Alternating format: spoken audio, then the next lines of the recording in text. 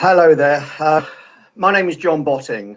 If you look at my YouTube channel, you'll see that I actually don't do political stuff on YouTube. I keep my political stuff to my Twitter feed.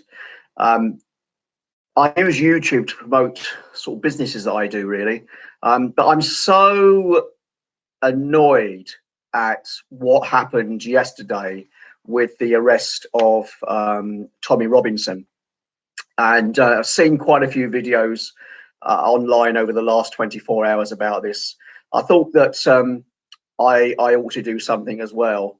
I did see a video by a lady who said she was an ex-police officer living outside of the UK, and she was incensed by what has happened as well.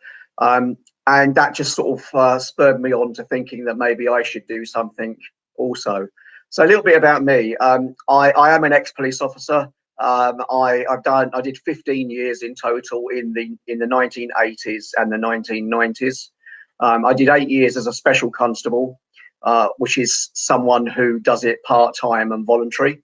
And then in 1990, I actually joined full-time, worked in London for 7 years. I basically resigned. Well, I left the police force in 1997 on personal reasons. But that's a little bit about me. I've always been pretty political, and for those of you who don't know, if you're a serving police officer, you're not allowed to join a political party, and you're not allowed to really sort of demonstrate political things either. So there's a lot of restrictions placed on you as a police officer. Also, just to sort of set the record straight as well, before I go any further about my thoughts about all this, is that I wouldn't say I was a supporter of Tommy Robinson. I actually, to be fair, I don't really like him. I'm being totally honest here. I don't particularly like him. I don't like his history, and he's not really my view about things. However, saying that, I've got a lot of respect for the man, for what he's done over the years for English, bringing the sort of English nation to a forefront, and also recently he's definitely gone up in my estimation. Recently, he's far more intellectual in what he says, and he's doing a lot of work with freedom of speech.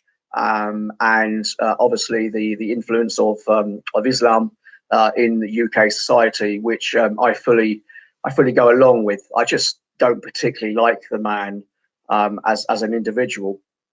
However, I'm not going to comment on what happened yesterday. There's a lot of misinformation out there, I will say, and you know, we are also not allowed to comment on it now. On a personal note, do I think what happened was right? No, it wasn't right. I'll say as much as that. I don't believe it was right what happened to him. But I do understand what was going on in the background. Really, I understand why the police did what they did, and obviously there was other things going on behind the scenes as well, with his live stream being watched by people who then instructed the police to do what they did. So that's about all I'm going to say with that. I believe it's wrong, and I don't believe that he should have been arrested on what he was arrested for. However, I'm a believer in free speech, and I've never been on a political march before, never. And I'm 55 years old, and I've never been on a political march. However, a couple of weeks ago, I did go on the Freedom of Speech March, which started in Speaker's Corner and then walked down to Whitehall, and I heard the speakers there. I had a great day. I felt very proud to be part of that, and there was a lot of people there, mixed people from all sorts of backgrounds, and I just felt that there was something I wanted to do as an individual, but I don't believe that marches and demonstrations are the way to go. And this is why I've put this video together, to be honest with you. Because as I said, on the social media, I've been seeing loads and loads and loads of things about we've got to demonstrate about this. We're going to go to Whitehall today, which is Saturday, and now I've seen something else about everybody going to Speaker's Corner tomorrow at 1 o'clock, and that's great. I'm not saying we as a people we shouldn't do things like that.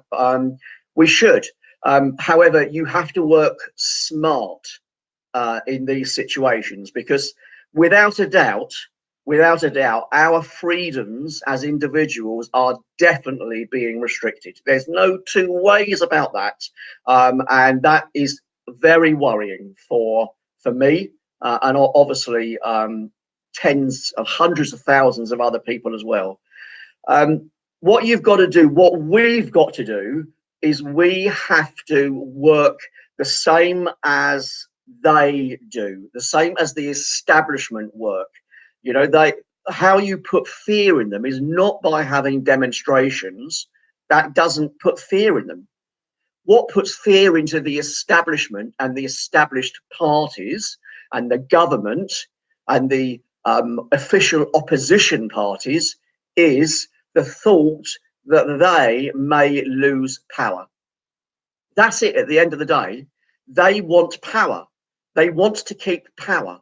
And if they think that they are going to lose power, they will buckle. And there's several examples of that. I'm going back quite a few years, and me saying about you shouldn't be demonstrating and things like that. There was one successful, massive series of demonstrations. In fact, they were riots that happened back in the 1980s, and that was the poll tax riots.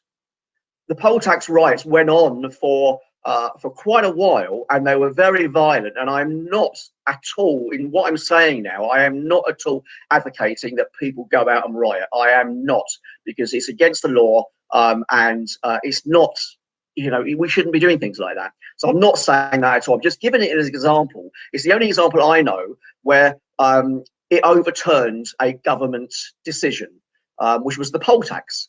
And it overturned it. The only reason it overturned it was because the government were frightened that they were actually going to lose power in doing that, by carrying on with the poll tax as it was. And they could sense the feeling within the country that a lot of people were against the poll tax. And that's the reason why it was overturned. And as far as I'm aware, it's the only sort of thing that happened, overturned government policy. And I might be wrong on this. I'm not some political specialist at all. I'm not. I'm just an ordinary person that's got an interest in politics. So that worked. There was a march going back in the Iran war days. I think it was called the Million Man March or the Million Person March or something like that, where 1 million people marched against the Iran war. What did that do? It did nothing. It didn't change government policy. They still carried on with the war. So that's my point. So what you have to do is you have to work smart. And the way to work smart, as I say, is play them at their own game. And to play them at their own game means that you must unite politically. That's how you have to do it. Okay, and again, I'll give you a little sort of example of that. And that's UKIP. So way back, when I left the police in 1997, as I said, I'd always been sort of had a political interest. And I couldn't get involved in politics because I was a police officer. So as soon as I left, literally as soon as I left, I joined UKIP when it was a very small party. It was about 3,000 or 4,000 members. They had no elected officials. They had no MEPs in power or anything like that. It was quite a small party. And I joined that party because I was passionate, and I still am, passionate Brexiteer. And I knew that UKIP was the only party that sort of had any chance at all in getting the UK out of the EU. So I joined UKIP. And over the years, I became politically active. I ran a branch. I was a branch chairman. I stood for Parliament several times. This is when the party, we were getting 2% of the vote. I stood in local elections. I stood in county council elections as UKIP. And over the years, we all know what's happened with UKIP. UKIP eventually grew and grew and grew from being what they called swivel-eyed loonies and racists and xenophobes and Little Englanders and all the other shit that the mainstream media throw on people who are quite not mainstream as they see it. That was all thrown at us at the time. But what happened over the years, because this is not going to happen overnight, it does take years to do. Over the years, what will happen is UKIP actually started to become a little bit more mainstream, in that the mainstream media started to take them seriously, and that's because they started to get electoral success. And they started to build a structure, a party structure with branches and things like that, and started getting elected officials into the European Parliament. They started to get councils elected. They started to win councils. And the mainstream media had no option but to take them seriously. And what did UKIP do? Without a doubt, UKIP actually pushed the referendum to take place on our membership of the European Union. And look what's happened now.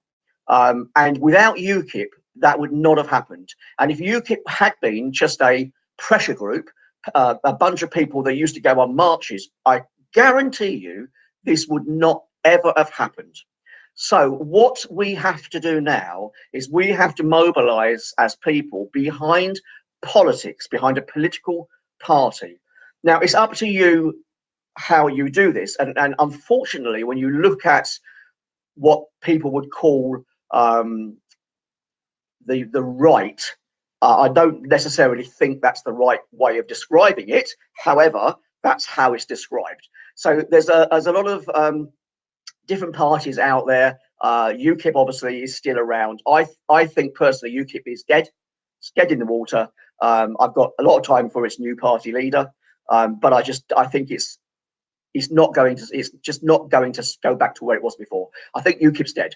And I think it's got such a tarnished name and bad name now that people have to mobilize under something either new or something that's already there and established. And this is where I'm leading to, because I've got a personal interest in one political party that I have joined. So what I would advocate is that people, if you're an English patriot, then I would suggest that you join the English Democrats Party. That's a party that I'm a member of. The party's been around for 10 years. It's got its structures in place. It's got a branch structure. It's got an NEC in place. It's got a constitution. It's fought elections. It's actually had an elected person, which was a guy called Peter Davies, who was elected a mayor in, I think it was Leicester, but don't quote me on that.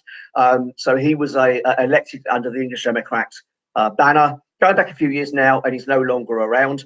But the party's been through those processes, used to fighting elections. It knows what it's doing. So if you're an English patriot, then I would strongly urge that you do join the English Democrats. If you are in Wales or in Scotland, but you're a unionist, then I would suggest the only party out there that you should mobilise behind would be For Britain. There's other alternatives, I know, but I would say probably For Britain would be the best one for you to go to. They have grown fairly quickly. They're already getting a branch structure in place, and they have fought elections this year in May. So, there'll be a home for you there. If you're an English person, an English